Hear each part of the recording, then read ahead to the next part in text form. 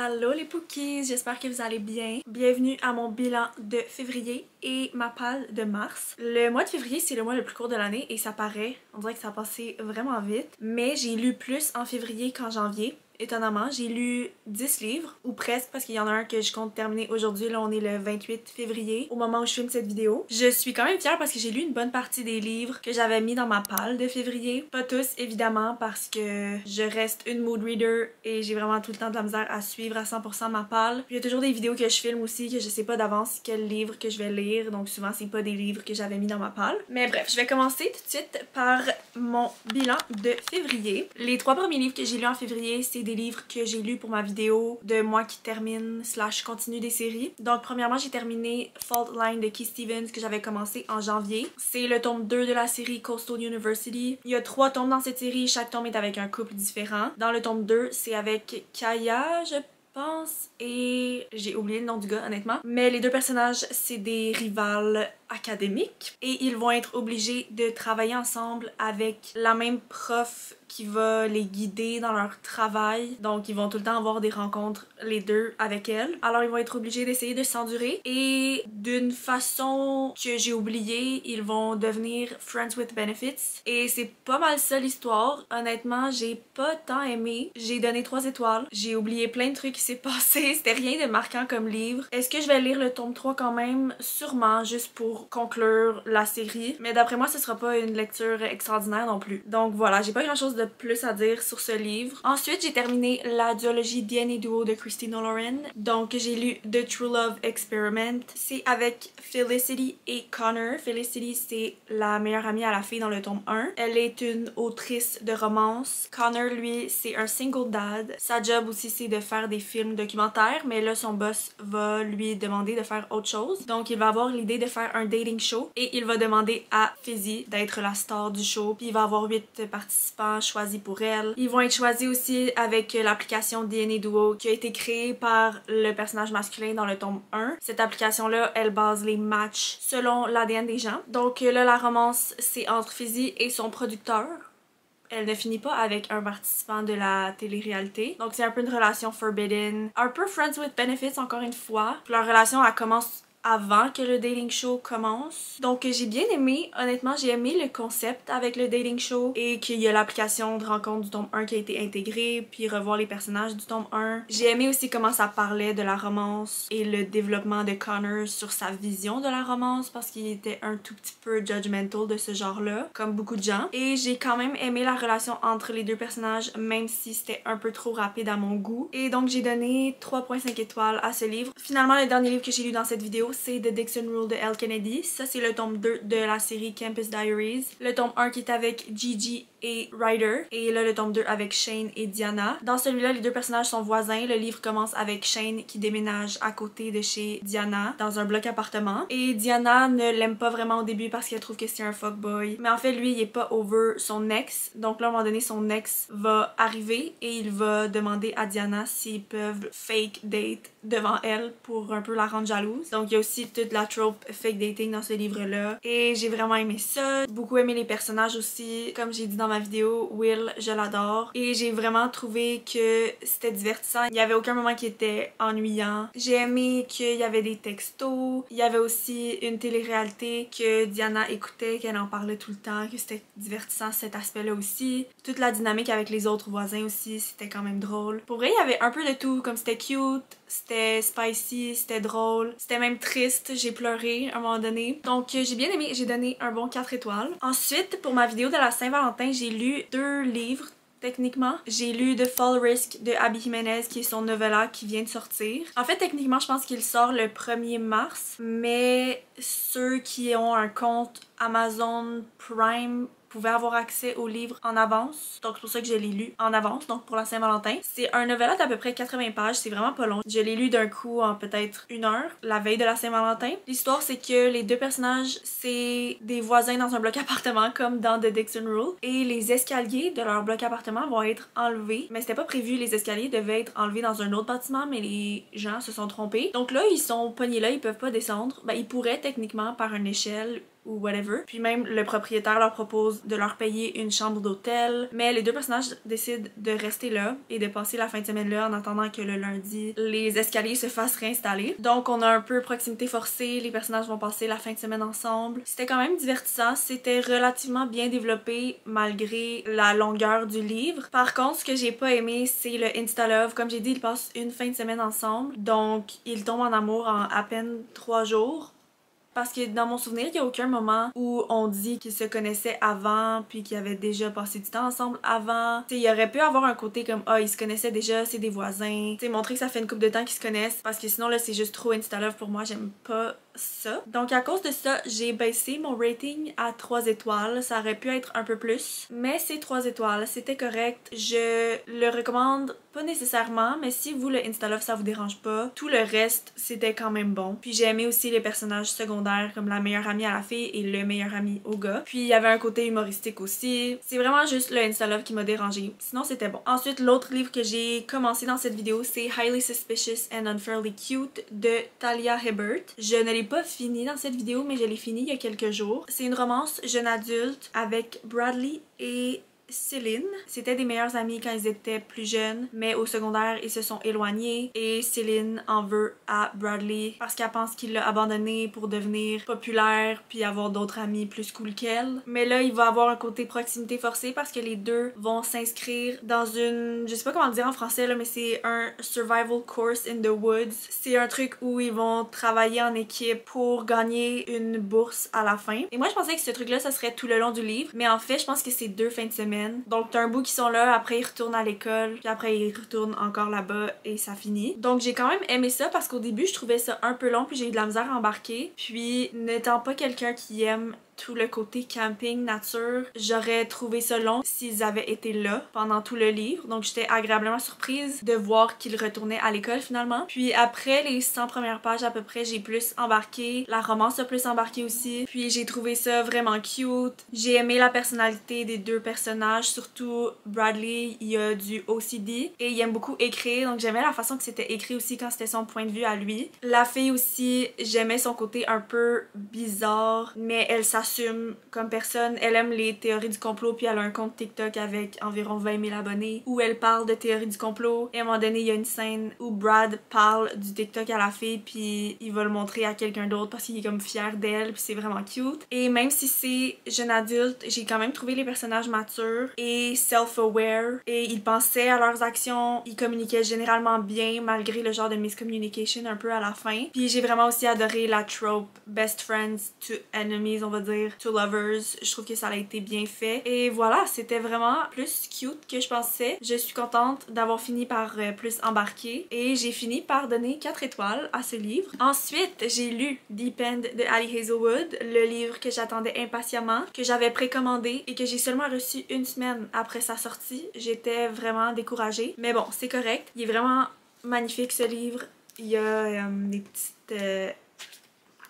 le petit art à l'intérieur. C'est sûr que vous avez entendu parler de ce livre, mais si vous savez pas, c'est une romance entre une fille qui fait du plongeon et le capitaine de l'équipe de natation. C'est une college romance. C'est encore la trope Friends with Benefits. Je réalise que j'ai lu beaucoup de livres avec cette trope ce mois-ci et c'est vraiment pas ma trope préférée en plus. Mais ici, c'est parce qu'il y a comme toute une exploration de kink un peu, échange de pouvoir. Je sais qu'il y a eu beaucoup d'opinions divergentes. Il y a des gens qui ont trouvé que c'était trop spicy, d'autres que c'était pas assez spicy. Moi, j'ai quand même aimé. Honnêtement, je m'attendais à l'aimer un peu plus. Je pense que j'avais juste trop de grandes attentes puis je m'attendais pas exactement à ce que ce soit ça. Mais j'ai quand même aimé la relation entre les deux personnages. Moi, j'aime ça, les livres de Ali Hazelwood, parce que dans ses romances, le gars est tout le temps tellement in love avec la fille. Puis c'est tout le temps dès le début aussi. Même si ça commence Friends with Benefits, il y a quand même le côté amour. Comme pour Lucas, dès le début, il aimait la fille, c'était pas juste pour son corps. Puis j'ai aimé comment il était patient avec elle, comment il était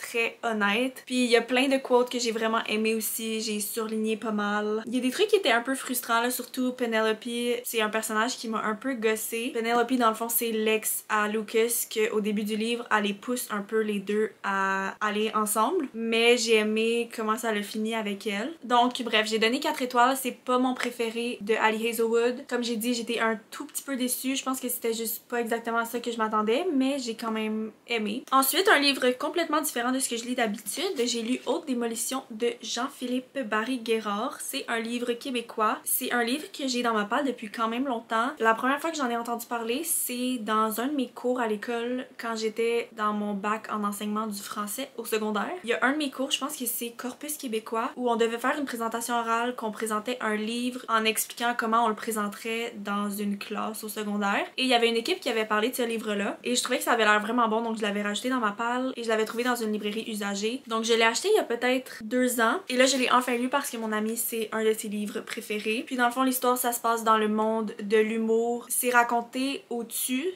qui était un peu perturbant au début, mais tu finis par t'habituer. Puis en fait, c'est la fille qui raconte au-dessus en parlant au personnage principal. Donc on voit l'évolution de leur relation, l'évolution du personnage masculin qui s'appelle... comment déjà?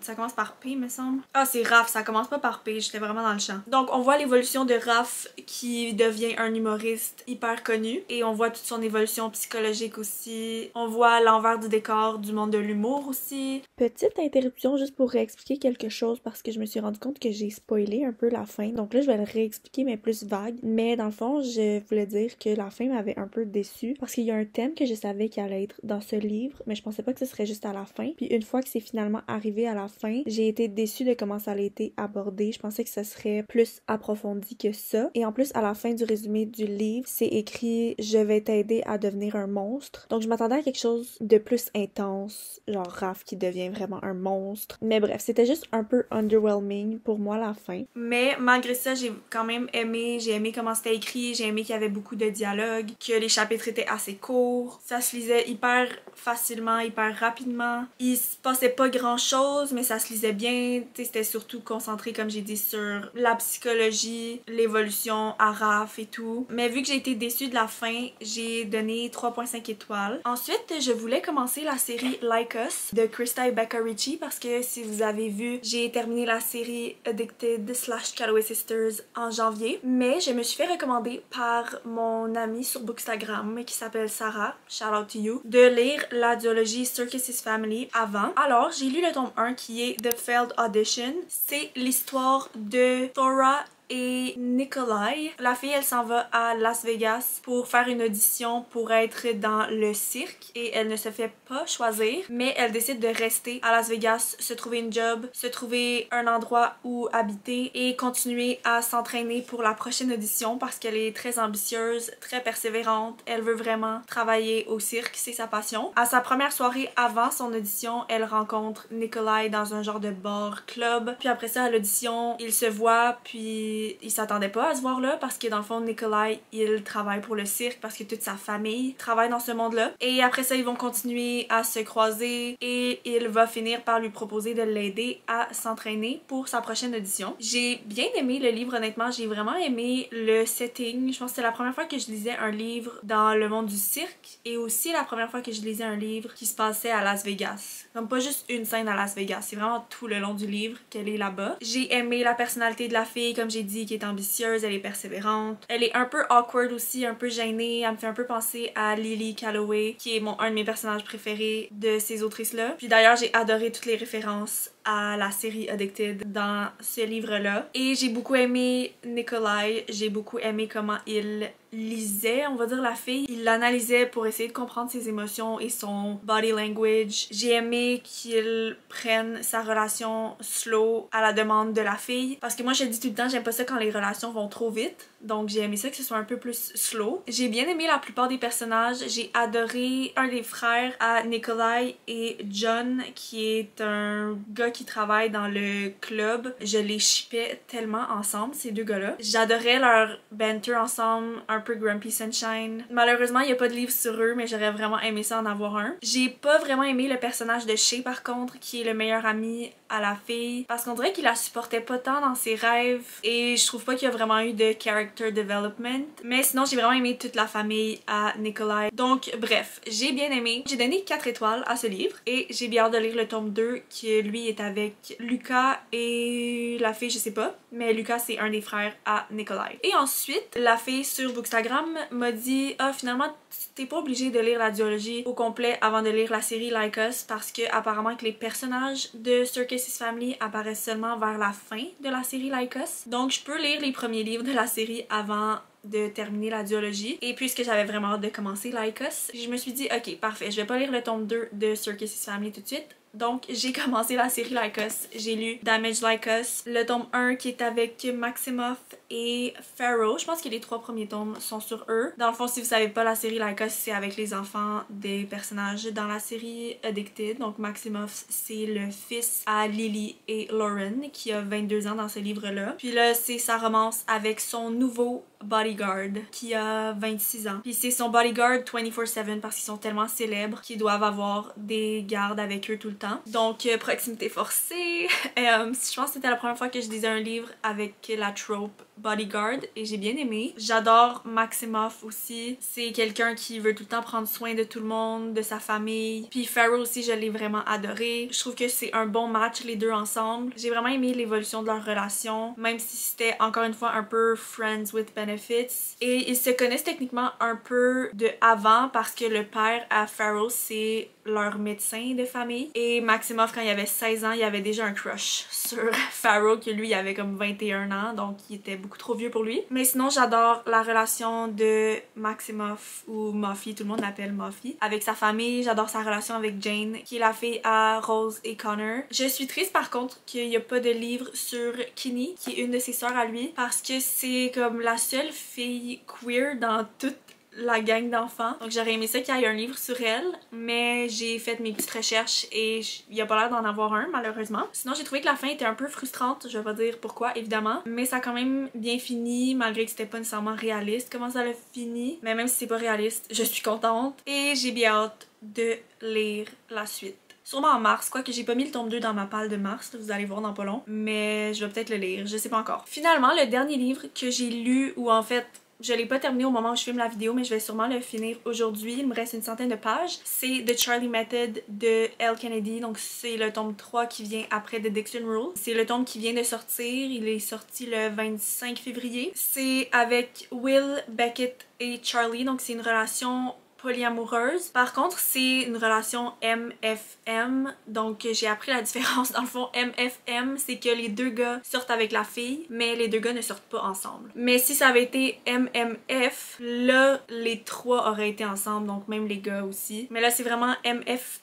Dans le fond, l'histoire commence que Charlie va se mettre à parler à Beckett et Will sur une application de rencontre, mais elle sait pas que c'est eux parce qu'il y a pas leur visage, puis elle aussi elle met pas son visage, mais elle les connaît dans la vraie vie parce qu'ils vont à l'école ensemble. Donc là, quand elle apprend que c'est eux, elle est un peu chouk. Puis elle est un peu réticente aussi à l'idée d'être avec 2 gars en même temps parce qu'elle a un peu honte. Et aussi, elle a vraiment 2 côtés à sa personnalité. Elle a son côté vraiment sérieuse, studieuse, puis elle a son côté plus wild. Puis il y a toute une storyline aussi avec son adoption. Donc en fait, vu qu'elle a été adoptée, elle essaie d'en apprendre plus sur ses origines. Et aussi, comme Diana dans le tome 2, elle a un ex toxique qui est un peu une merde et qu'on aime détester. Puis encore une fois, ça commence en Friends with Benefits. On dirait que toute cette série, chaque livre, ça commence comme ça. Mais je trouve qu'il y a beaucoup de spice et j'aurais aimé ça qu'il y ait un peu plus de scènes avec les 3 qui sont juste des scènes cute, qui font juste parler, qui font une activité sans que ça finisse en scène spicy, tu sais. Mais sinon, j'aime bien les personnages. Comme j'ai dit, Will, je l'adore. On dirait que le problème, c'est que des fois, quand il y a des scènes juste avec Charlie et Beckett, dans ma tête, je fais juste me dire « Ah, j'aurais aimé ça que ce soit avec Will parce que c'est lui que j'aime le plus. » Mais c'est pas un triangle amoureux, fait que je peux pas choisir. Je peux pas être comme Team Will ou Team Beckett à choisir les deux. Fait que c'est normal que des fois, il va y avoir des scènes juste avec Will, des fois juste avec Beckett.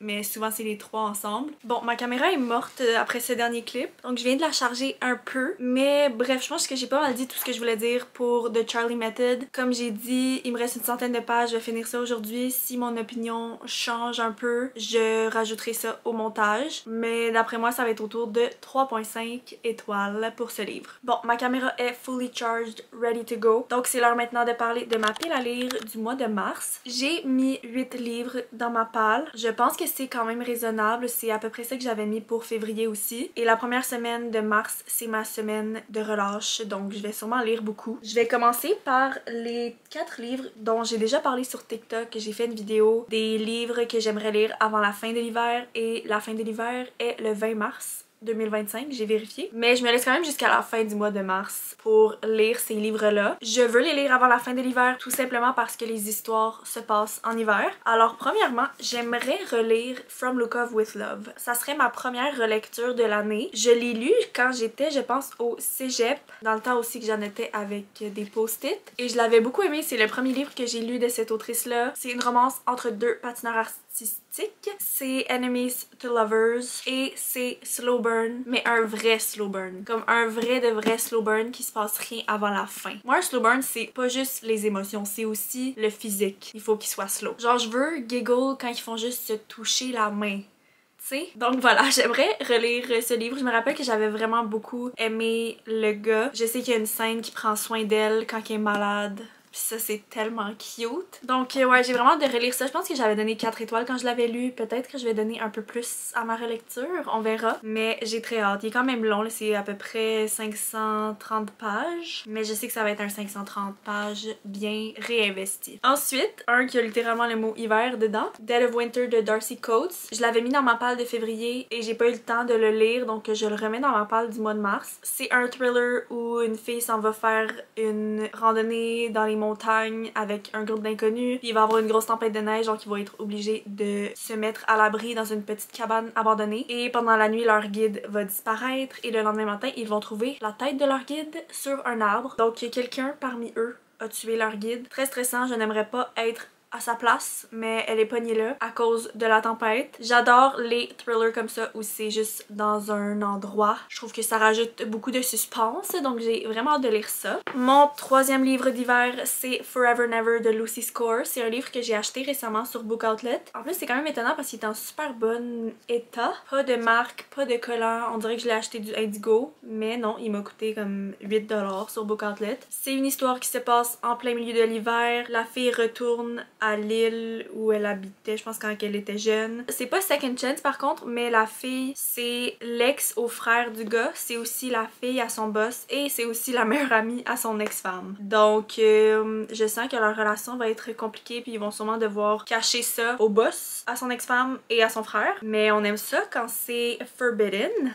Puis aussi, j'ai jamais lu de livre de Lucy Score, ça serait mon premier. Ils sont vraiment longs, tous ces livres. Celui-là est environ un peu plus que 550 pages. J'espère que c'est slow burn comme Mariana Zapata, mais je sais pas. Et finalement, le dernier livre d'hiver que j'aimerais lire, je l'ai pas avec moi, c'est Un hiver pour te résister de Morgane Moncomble. Encore, il y a le mot hiver dans le titre. C'est un livre qu'on a à la bibliothèque où je travaille, je l'ai réservé, donc j'espère l'avoir à temps. C'est le tome 2 de la série Seasons. Le tome 1, Un automne pour te pardonner, je l'ai lu cet automne. Cet hiver, je vais lire lui. Au printemps, je vais lire le tome 3. Et cet été, je vais lire le tome 4. Je vais aller lire le résumé parce qu'honnêtement, je me rappelle plus. Je sais que ça aussi, c'est avec du patinage artistique. Ok, voici le résumé. Star montante du patinage artistique, Lily n'a qu'un seul objectif, remporter la médaille d'or au championnat mondial. Lorsqu'elle rencontre son nouveau partenaire, elle est aux anges. Son modèle de toujours, c'est lui. Orion Williams, l'homme qu'elle se surprend à mépriser dès leur première rencontre.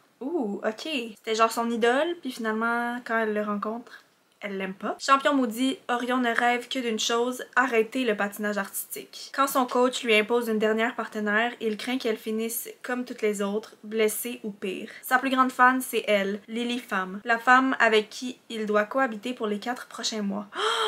Des colocs, proximité forcée, j'adore. Malgré leur début houleux, c'est dans la tragédie que Lily et Orion se rapprochent en espérant remporter la première place. Mais à quel prix? Ouh, ok, ça a l'air encore meilleur que je pensais. Donc j'avais raison, c'est un genre de Enemies to Lovers. Je sens que ça va un peu ressembler à From Lukov with Love. Par contre, dans From Lukov with Love, c'est pas des colocs. Donc il y a ce petit truc de plus, j'ai bien hâte de voir. Aussi, je sais que Lily c'est une des meilleures amies à la fille dans le tome 1, donc peut-être qu'on va revoir les personnages du tome 1 dans celui-là à suivre. Parlant de la bibliothèque, un autre livre que je vais emprunter, que j'attends que ma réservation arrive à moi, c'est le tome 1 de Horraseur de Paul Blanchette. C'est une autrice que je suis sur TikTok, donc c'est comme ça que j'ai connu ses livres. Encore une fois, je connais pas exactement le résumé, mais je sais que c'est une dark romance non toxique, il me semble qu'elle la promouvoit comme ça. Puis je pense que la fille s'est fait kidnapper en mode Stockholm Syndrome. Mais ça aussi, je vais aller lire le résumé pour que ce soit plus clair.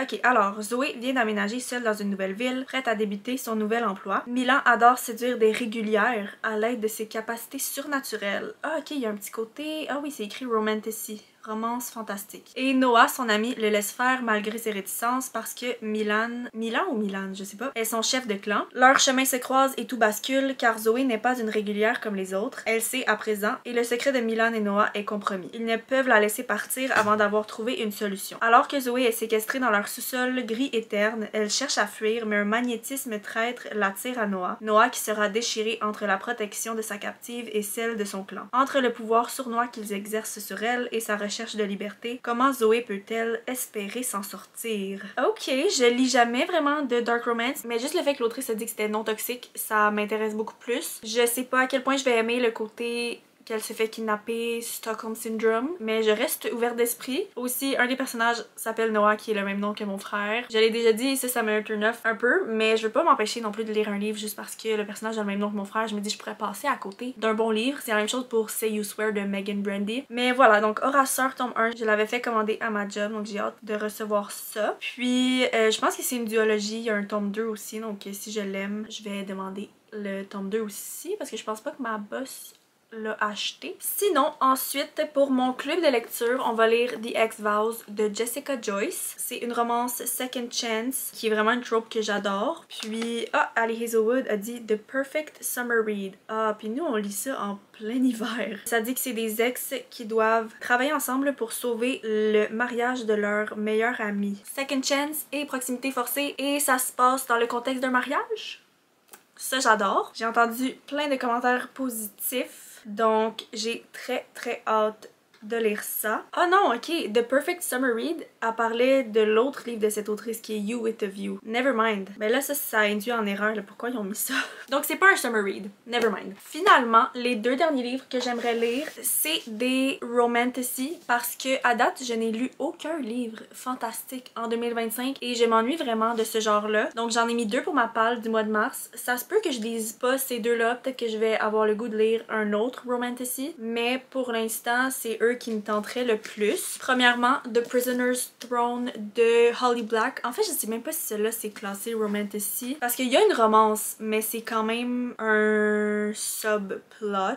Mais bref, c'est le tome 2 de la duologie de Stolen Air, je pense. Le tome 1, ça fait quand même un bout que je l'ai lu, mais là, je me dis, je suis due pour enfin lire le tome 2, comme ça, j'aurais enfin terminé la duologie. Je me rappelle que j'avais bien aimé le tome 1 avec Ren et Oak. Oak, c'est le prince, et Ren était un peu quelqu'un de marginalisé, un peu à part. Je sais même pas comment l'expliquer, mais Ren et Oak, c'était comme des meilleurs amis quand ils étaient plus jeunes. Puis dans le tome 1, ils travaillent ensemble pour je sais plus quoi. Honnêtement, je suis vraiment nulle pour expliquer des livres fantastiques parce que j'oublie tout le temps et c'est tout le temps un peu compliqué. Mais sachez que j'avais quand même aimé le tome 1, je pense que j'avais donné 4 étoiles. J'avais aimé les personnages, donc j'ai bien hâte de les retrouver. Puis aussi la façon que le tome 1 avait fini, c'était quand même intriguant. Et finalement, le dernier livre dans ma palle, c'est The Serpent and the Wings of Night. Ça, c'est le tome 1 du Nightborn Duet. Ça, c'est parce que je m'ennuie vraiment de lire des livres avec des vampires. J'adore les vampires dans la vie, mais on dirait que je lis pas assez des livres avec des vampires. En plus, ma mère et ma belle-mère ont lu Bride dernièrement, puis là j'en ai parlé avec ma belle-mère, donc ça m'a comme redonné le goût encore plus. Alors j'ai choisi lui. Je sais que les gens disent tout le temps que ce livre donne des vibes de Hunger Games, fait que je pense qu'il y a des genres de jeux ou une compétition. Attendez, je vais aller voir